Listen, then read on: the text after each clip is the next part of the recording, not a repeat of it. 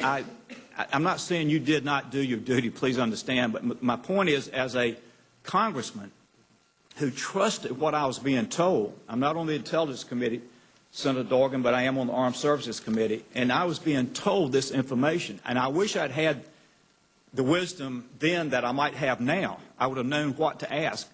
But I think many of my colleagues that did not have the experience on the Intelligence Committee, we just pretty much accepted.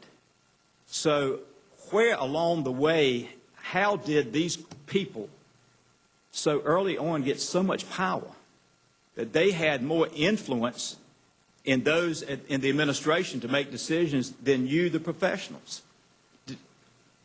Let me try to answer you first, but let me say right off the bat, I'm glad to see you here. Thank you, sir. As a Republican, I'm somewhat embarrassed by the fact that you're the only member of my party here. I agree. But I understand it. I'd answer you with 2 words. Let me put the article in there and make it 3. The Vice President. Go ahead. I'd have to interject something similar to what I said to Senator Feinstein. To a lot of the analysts working these issues, we weren't aware of what was going on up there, whether it was the Vice President or somebody else. To give you an illustration, I didn't even know about the existence of the Feith office in the Pentagon until maybe 6, 7 months before the war. And the way I found out about the existence of Mr. Feith's office, because somebody who worked on terrorism in our bureau showed me a product produced by that office. As I recall, it was 2 pages long. And it was the evidence linking Iraq with terrorism. And the person was giving it to me effectively as comic relief, saying, "Can you believe what's on this paper?" It was as if I had gotten my morning traffic someday, because there's a lot of junk in intelligence that the analyst knows that has to be sifted out to get to the real kernels, and it looked like an unsorted pile of junk.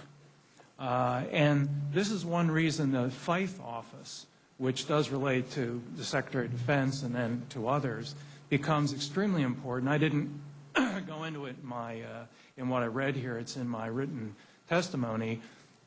Those kinds of nodes and offices must be completely eliminated because people aren't even aware of them. There aren't standard communications between them and the rest of the intelligence community.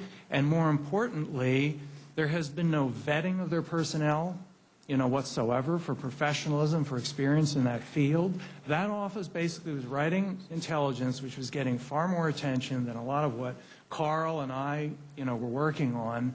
And yet it had none of the professional standards, that it applied to the rest of the intelligence community. And it was so low profile, if you didn't know what was going on behind the scenes, to many of us it was utterly invisible until the last moments. Congressman Jones, if I can extend what Wayne White mentioned with regard to the detached nature of some of what was going on in the Office of Secretary of Defense and Office of Vice President. What this little group under Mr. Feith was doing and trying to come up with all the scraps, trying to show a link with al-Qaeda, they did put together a briefing, which was briefed out at Langley to Mr. Tennant and to members of the Counterterrorist Center. Again, I wasn't working on counterterrorism at the time. I didn't receive the briefing. But it wasn't the whole briefing, as we later learned, that they provided down at the White House. And the way I and others found out about this was in a hearing of the Senate Select Committee of Intelligence, closed hearing, in which one of Senator Feinstein's colleagues had before him the version of the briefing slides that he was given.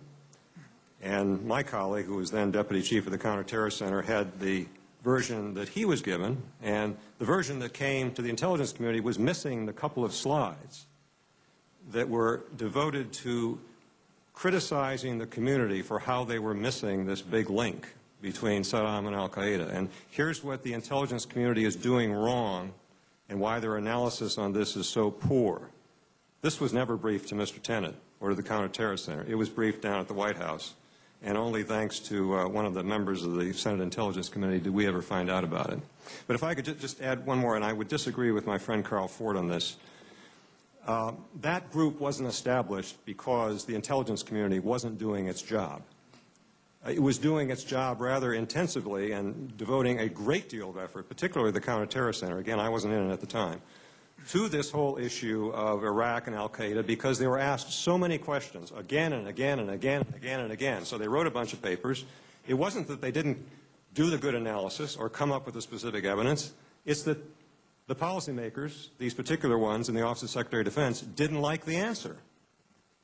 And the answer was, there's no alliance. And that was a very well-documented answer.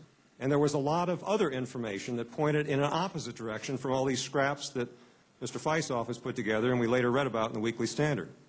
Evidence that showed, for example, that there was not training going on, that there were not contacts between Iraq and just about any Islamist you could come up with in Afghanistan. That was all the other side that was ignored. So, one more